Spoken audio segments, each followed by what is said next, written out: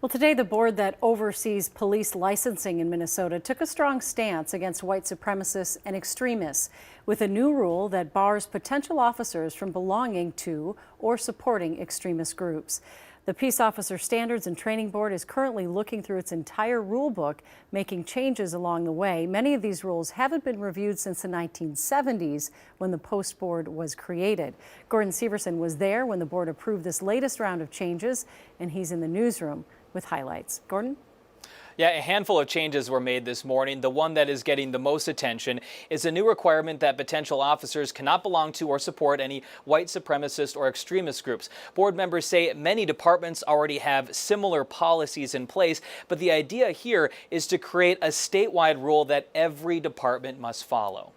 It's time to update the rules. Tanya Gladney is one of 17 Post Board members who are currently looking through every single police state guideline one at a time. Just revisit, the profession of law enforcement in the state of Minnesota. It's a several-year process, and on Thursday, the board approved a handful of changes, including a requirement that for new officers to obtain a license in Minnesota, they can't belong to or support any white supremacist or extremist groups. I think it sets a good tone for the profession of law enforcement.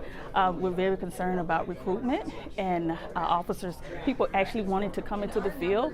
And we're saying, hey, this is going to be an honorable profession. After some pushback, the board did clarify what the word extremist means, clarifying certain actions and ideals and adding a religious exemption to protect a candidate's beliefs. All those in favor of approving the resolution, please signify by saying aye. The change passed unanimously with little debate. Good work, everybody. 4 years in the making.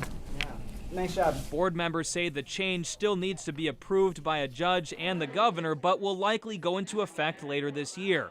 Meanwhile, all right, we're going to move on to the next. The board still has a long list of rules and requirements that still need to be looked at. So stay tuned. More to come. More to come for sure.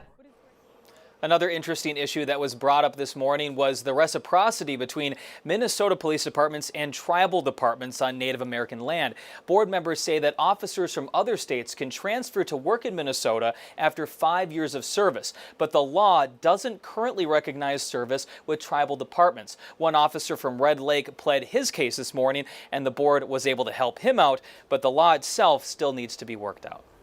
All right. Thank you, Gordon.